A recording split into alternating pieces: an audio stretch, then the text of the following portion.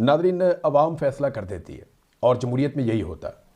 लेकिन दो जरगे हुए हैं, एक एस्टेब्लिशमेंट ने जरगा करवाया और उसको अस्करी जरगे का नाम भी दिया गया। बहुत थोड़ी सी तादाद में लोग वहाँ पे मौजूद थे, बिल्कुल एक अजीबोगरीब माहौल था।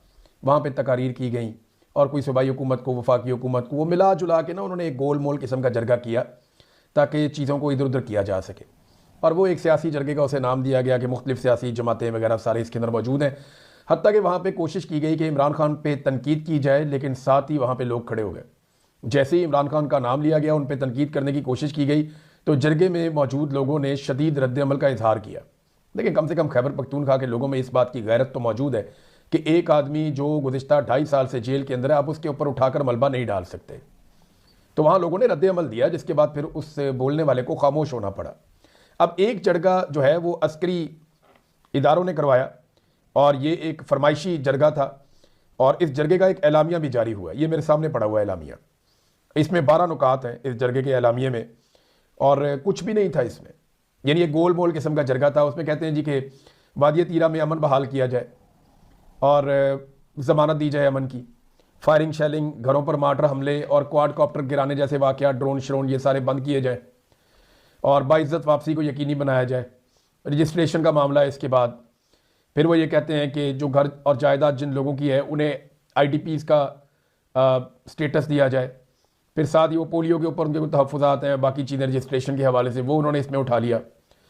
और सूरत हाल कह रहे हैं जी तशवीशनाक हो गई है, हंगामी बुनियादों पर कंट्रोल किया जाए।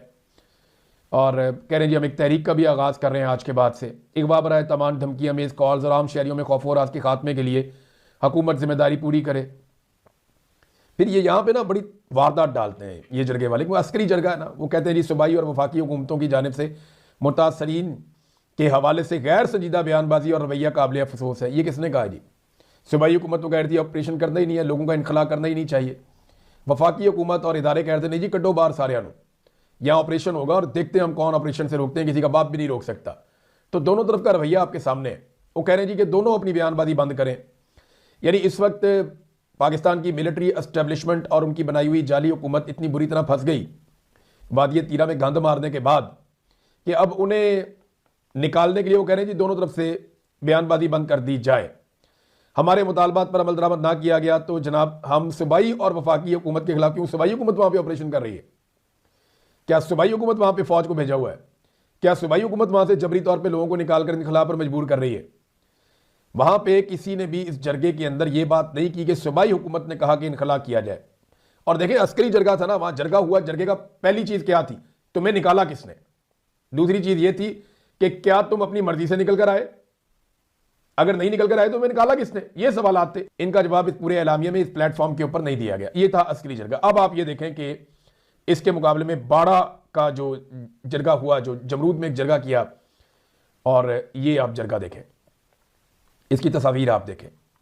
ये सुहेल अफरीदी साहब जरगा कर रहे हैं। इनमें बहुत बड़ी तादाद में वादिया तीरा के मुतासरीन मौजूद हैं और जरगे में जो कबायली अमायदीन है वो भी मौजूद है।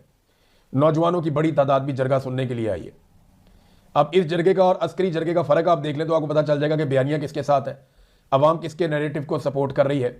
देखें ना, एक तरफ पूरा का पूरा रियासती ताकत इस्तेमाल हुई, वहाँ पर आपका इस्तेमाल क्या क्या हो रहा है पहले आप ये देख लीजिए। सबसे पहले वहाँ पे पाकिस्तान का सारा मीडिया इस्तेमाल हो रहा है, रियासत की ताकत इस्तेमाल हो रही है, मिलिट्री एस्टेब्लिशमेंट की ताकत इस्तेमाल हो रही है। वो अपने सारे वसाइल इसके अंदर झोंक रहे हैं, बेशुमार पैसा इस्तेमाल कर रहे हैं, और इतना सा जरगा।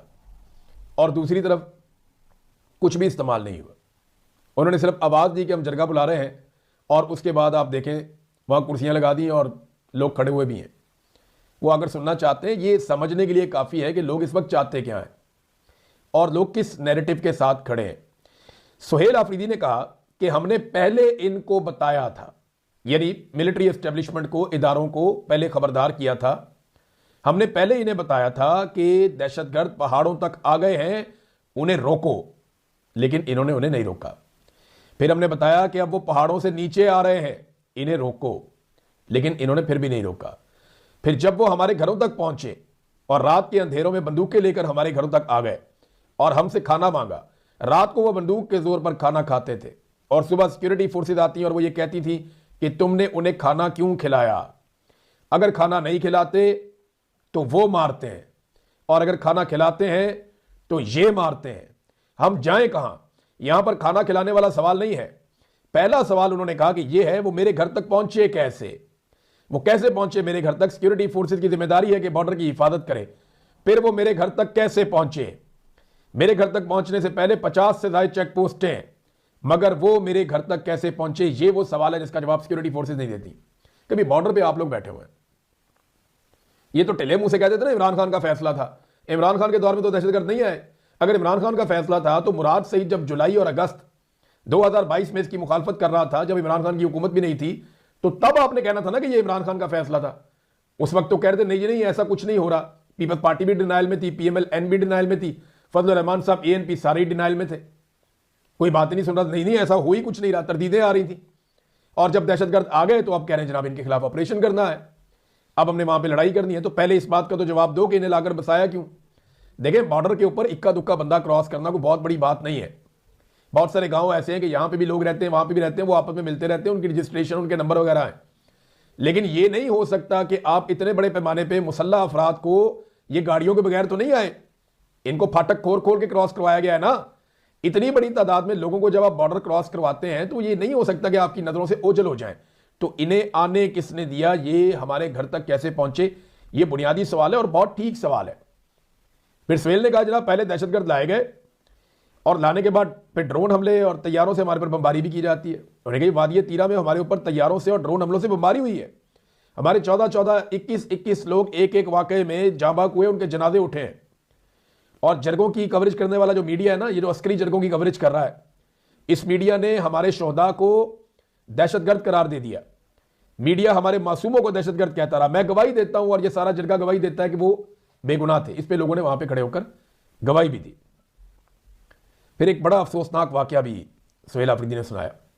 उसने कहा एक मासूम बच्ची को शहीद किया गया और जब मेरे तीरा की अवाम ने वो मासूम बच्ची पुरअमन एहतजाज के लिए सिक्योरिटी फोर्सेज के सामने रखी तो उन्हीं सिक्योरिटी फोर्सेज ने मेरे लोगों पर गोलियां चला दी, जिससे मेरे 5 लोग मजीद शहीद हो गए, बहुत सारे जख्मी भी हुए थे, तो मुझे याद है। यह सब फौजी ऑपरेशन के लिए राह हमवार करने के लिए किया जा रहा था, यह सुहेल आफरीदी ने बताया। जब तीरा के अवाम को मजबूर किया गया और जबरदस्ती अपने घरों से निकाला गया, मेरे लोग सख्त बर्फबारी में पहाड़ों में फंसे और पूरी दुनिया ने तीरा के अवाम के साथ होने वाला जुल्म और जबर देखा, तो उनको एहसास हुआ कि हम शर्मिंदा होने जा रहे हैं। उन्होंने एक कार्टून के जरिए प्रेस रिलीज निकाली जिसमें लिखा गया था कि तीरा के अवाम रजाकाराना तौर पर तीरा से निकल रहे हैं। हालांकि रजाकाराना तौर पर कौन निकलता अपना घर छोड़ के। फिर सुहेल आफरीदी ने एक और काम किया और यह ठीक किया। सुहेल आफरीदी ने अपने लोगों से पूछा वहां पे कि आप तीरा से निकाले गए, आप अपनी मर्जी से आए? अगर आप अपनी मर्जी से आए तो फिर आप बताएं, और जिन लोगों को जबरी तौर पे निकाला गया तीरा से, जरा वो हाथ खड़ा करें। सारे पंडाल ने हाथ खड़े कर दिए। लोगों ने हाथ खड़े करके बताया कि हमें जबरी तौर पे तीरा से निकाला गया, हम अपने घर छोड़कर नहीं आना चाहते थे।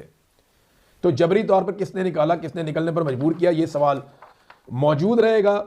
लेकिन ये चंद चीजें मैं आपके सामने रख देता हूं। एक और बात उन्होंने की, कहते हैं अपने लोगों के लिए आपने 4 अरब रुपए क्यों रिलीज किए? इससे पहले जो ऑपरेशन हुए उनमें मेरे कबायलियों के साथ वादा किया गया था कि जिनके घर तबाह होंगे उनको 4 लाख रुपए दिए जाएंगे। वो 4 लाख रुपए वफाकी हुकूमत ने आपको नहीं दिए। ये अपनी बीवियों बेटियों के लिए 4-4 लाख रुपए का एक पर्स खरीदते हैं, एक सैंडल खरीदते हैं, और मेरे KP का पख्तून अपनी जिंदगी की तमाम जमा पूंजी अपने घर पर लगाता है, अपने लिए छत बनाता है, और आप उसके लिए बेगैरतों की तरह 4 लाख रुपए देते हैं। शर्म आनी चाहिए बेगैरतों। अब वज़ीर आला ने बड़े सख्त अल्फाज इस्तेमाल किए और बात ठीक है, देखें ना, किसी आदमी का घर ही गिर जाए, अल्फाज सख्त है, लेकिन अगर किसी आदमी का घर गिर जाए तो उसके लिए फिर ये सख्त नहीं है, उसे तकलीफ होती है। आप लोगों को कहते हैं तुम्हारा घर गिर जाएगा, ऑपरेशन में तबाह हो जाएगा, तुम्हारी दुकान, तुम्हारा कारोबार तबाह हो जाएगा, तो हम तुम्हें 4 लाख रुपया देंगे। 4 लाख रुपए का तो मरियम नवाज का जूता नहीं आता, 12-12 लाख रुपए का तो ये पर्स पकड़ के बैठते हैं। तो ये अपने घरों की औरतों को जिस तरह की ज़िबाइश देते हैं, यानी उनके एक पर्स की कीमत में तो यहाँ पे 6 घर अपने बढ़ जाए, जितना पैसा ये अपनी फैमिली के ऊपर खर्च करते हैं, और गरीब को देते हुए इनको दुखता है। तो वो कहता है जी इसलिए मैंने 4 अरब रुपया मुख्तस किया था